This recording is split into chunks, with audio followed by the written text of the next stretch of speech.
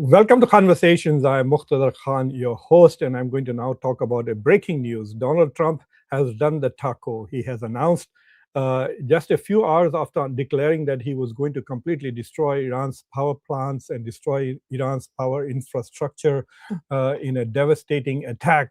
He has now backed out. He has announced that, let me read out to you the actual post of his. He has announced that what he is going to be doing is essentially stopped for 5 days because he has had productive dialogue with the Iranians. So this is what he posted on social truth. On Truth Social, I'm pleased to report that the United States of America and the country of Iran have had over the last 2 days very good and productive conversations regarding a complete and total resolution of our hostilities in the Middle East. Based on the tenor and tone of these in-depth, detailed, and constructive conversations, which will continue throughout the week, I have instructed the Department of War to postpone any and all military strikes against Iranian power plants and energy infrastructure for a 5-day period. So he says we are talking about end of war, and therefore I have instructed the Department of War not to attack Iran for 5 more days. So he assumes that the dialogue is going to take 5 more days to resolve. Really? Subject to the success of the ongoing meetings and discussions. Thank you for your attention. So I don't know whether Donald Trump knows that posting messages in all caps is essentially, it's as if you are shouting at the top of his voice. There has been an immediate reaction. The stock market has gone up by 900 points. The price of oil price of Brent has gone from $106 down to $97 and going down. In fact, the Indian rupee has gained significantly 1%. It went from 94 to the dollar to 93 already. So you can see some economic short-term benefits as a result of this hope that the markets have that the war is coming to an end. Donald Trump is probably doing this just for a temporary relief from the economic pressures that he's facing and his allies and the rest of the world is facing as a result of this war. But I have 5 questions for Donald Trump. And throughout this day, I will be doing various shows where I will be elaborating on them. Number one, who are you talking to? My first question to Donald Trump is, who are you talking to? You have killed most of the leadership. The key negotiator could have been Larijani. He is dead. And Mujtaba Khamenei we don't know where he is. He is apparently going through surgery. There were rumors that he was in Moscow experiencing some kind of medical care. So who are you talking to? Are you talking to the foreign minister of Iran? And if the negotiations have been going on for 2 days, why didn't you tell us? You tell us everything, right?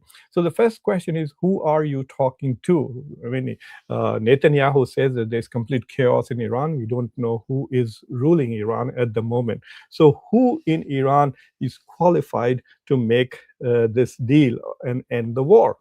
So that's my first question. Who are you talking to? Tell us. The second question is, what has Iran conceded? So fine, you're not going to bomb them. You have made a big concession to Iran. You're not going to attack their power plants. You're not going to attack their energy infrastructure. Has Iran promised to do the same thing in the Gulf? What is Iran giving you other than just talking to you? In fact, the Iranians have completely denied that there has been any negotiations with the United States. In fact, on NBC, Abbas Araghchi, the foreign minister of Iran, said very clearly that there is no point in negotiating with Donald Trump, and if every time he negotiates with the U.S., they attack us. So the last 2 negotiations that they have had, the U.S. and Israel attacked them even as the negotiations were proceeding. So the Iranians are very skeptical about a dialogue with the United States.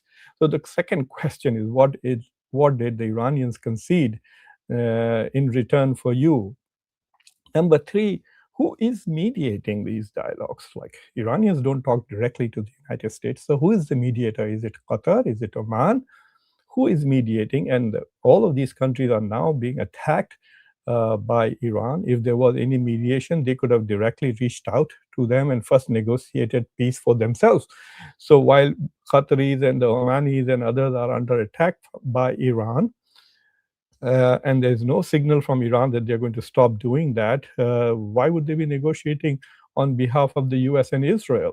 I mean, yes, they sometimes do things for which advances the interest of Israel rather than their own people. But still, who are the mediators? Number four, and this is an important question, will Israel stop the war? So Iran denies that Trump's claim of recent negotiations to end the war. So it appears to me a unilateral declaration. I wrote an article recently talking about the four scenarios of end, and one of the scenarios I described was Donald Trump declares that, oh, we have won the war, and unilaterally ends the war and walks away. But the question is, will Netanyahu stop this war? Netanyahu and Israel are addicted to war. This country wants to be perpetually at war all the time. Even today, it's attacking Lebanon on the ground. It's attacking, settlers are attacking people in West Bank. So on three fronts, Israel is indulging in aggression and violence. Why will Israel stop killing? This is the only reason why I think Israel exists, is to kill other people and occupy their lands. And they seem to have Iran on the back foot. Iran appears to be weak. Yeah, and so why will Israel stop this? And so who is running the show, Donald Trump or Netanyahu? In fact, Donald Trump is going to get the surprise of his life, because I have a feeling that if Donald Trump declares a unilateral victory and announces end of war from the US side, Israel will not. So that is a problem. And finally, that was my fourth question. And my fifth question is, will Iran stop its war if Donald Trump unilaterally announces an end to this war? I think that Iran will continue to attack Israel and the Arab countries if Israel does not stop the war. And Iran has a problem, because once the war stops, the US and Israel will be able to replenish their weapons and their stockpiles of interceptors and bombs and defensive missiles very quickly, because they're not suffering any international sanctions. Iran is suffering from international sanctions, so for Iran to rebuild quickly is going to be a big problem. So which means that if the war stops tomorrow, and say 5 months, 4 months from now, the US and Israel would have recovered far more than Iran would recover.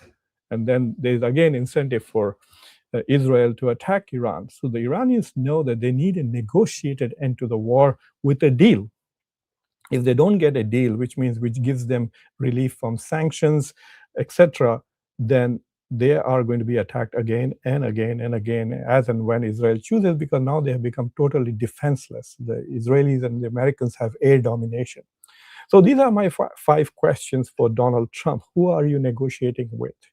What did the Iranians concede for your concession? Who is leading or enabling this mediation?